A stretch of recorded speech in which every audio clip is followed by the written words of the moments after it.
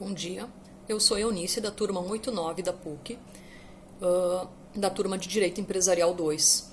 E hoje eu vou falar sobre o Conselho Fiscal e as demonstrações financeiras da sociedade anônima, conforme a Lei 6404 de 76. Começando então pelo Conselho Fiscal.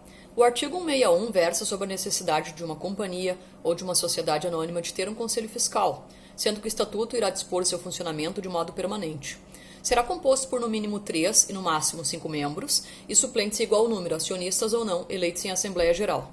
Quando o funcionamento do Conselho Fiscal não for permanente, será instalado em Assembleia Geral a pedido de acionistas que representem pelo menos 1/10 das ações com direito ao voto, ou então 5% sem direito ao voto. Logo, a função termina na primeira Assembleia Geral após sua instalação.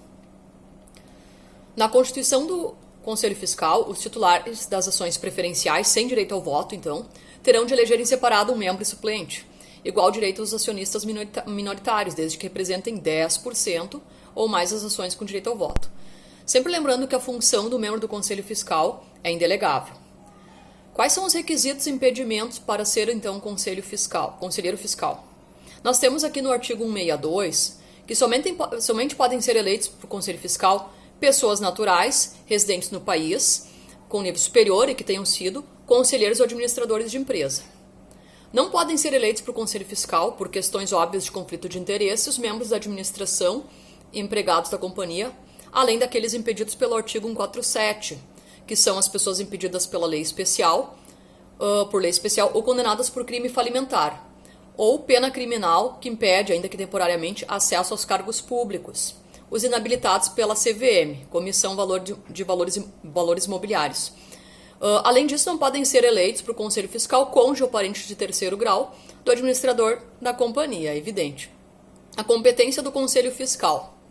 O artigo 163 nos mostra que compete, então, ao Conselho Fiscal fiscalizar os atos dos administradores e verificar o cumprimento dos deveres legais e estatutários. Os membros do Conselho Fiscal, então, deverão exercer suas funções no exclusivo interesse da companhia. O artigo 165-A nos conta que os membros do Conselho Fiscal da companhia aberta, então, devem informar as suas posições acionárias na companhia para a CVM e a Bolsa de Valores.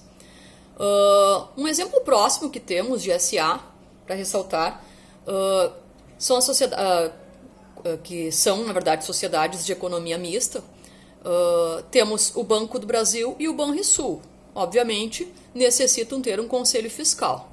O conselho fiscal, então, a importância dele. O conselho fiscal, então, vem ao encontro do princípio da governança corporativa, porque visa as melhores práticas adotadas pelas empresas com o objetivo de atender todos os interesses de todas as partes envolvidas e interessadas por meio da fiscalização e da transparência, justamente para que os administradores não tomem decisões divergentes dos interesses da companhia. Agora nós vamos falar sobre as demonstrações financeiras. O artigo 176 dispõe que a diretoria, ao fim de cada exercício social, irá elaborar com base na escrituração mercantil da companhia o balanço patrimonial, as demonstrações de lucros ou prejuízos acumulados, demonstrações de fluxo de caixa e o valor adicionado. Ou seja, as pessoas querem saber qual foi o lucro, né? Essas demonstrações serão apresentadas, então, na Assembleia, onde se espera aprovação da destinação dos lucros sugerida pelos órgãos da administração. O objetivo final é o lucro, não é mesmo? Então é isso que os acionistas querem saber. O balanço patrimonial, então, ele é explicitado no artigo 178 e ele se refere ao balanço patrimonial sobre os ativos e passivos, ou seja, entradas e saídas, não é? A demonstração do exercício e fluxo de caixa deve ser apresentada, então, para a Assembleia Geral em 30 dias antes da Assembleia, de modo que os interessados possam visualizar os lucros e prejuízos da companhia para que não sejam, então, surpreendidos na reunião. O artigo 182 remete ao patrimônio líquido. A conta social discriminará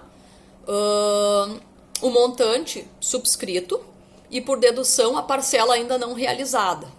Serão consideradas reservas de capital as ações que ultrapassam o valor nominal e quando forem produtos de alienação. Ou seja, esse capital, esse dinheiro, não pode ser remanejado, ele está à disposição da sociedade. Artigo 186 e 187 versam sobre as demonstrações, lucros e prejuízos acumulados e resultados no exercício. Dos saldos do início do período, reversões de reservas e lucro líquido dos exercícios, transferência para reservas, dividendos e parcelas dos lucros incorporados, e, por fim, a demonstração dos resultados do efetivo exercício fiscal. O artigo 188 especifica as demonstrações do fluxo de caixa ocorrido durante o exercício e saldo, e ele segrega em 3 fluxos. Então, os fluxos de operações, os de financiamento e os dos investimentos. A demonstração do valor adicionado, o valor da riqueza gerada, não é? Pela companhia. Sua distribuição entre os empregados, financiadores, acionistas, o governo, bem como a parcela de riqueza não distribuída. Finalizando, então, é importante falar que, caso os administradores cumpram a lei no exercício de sua função, não responderão com seu patrimônio. Porém, se agirem de modo ilícito, arbitrário, terão responsabilidade civil clássica envolvida. E eu quero concluir, então, a apresentação dizendo que falar sobre o Conselho Fiscal e sobre as demonstrações financeiras é basicamente falar sobre a governança, não é? E a transparência, que ao cabo, não é? Fornece segurança jurídica para os investidores, os acionistas. Muito obrigada.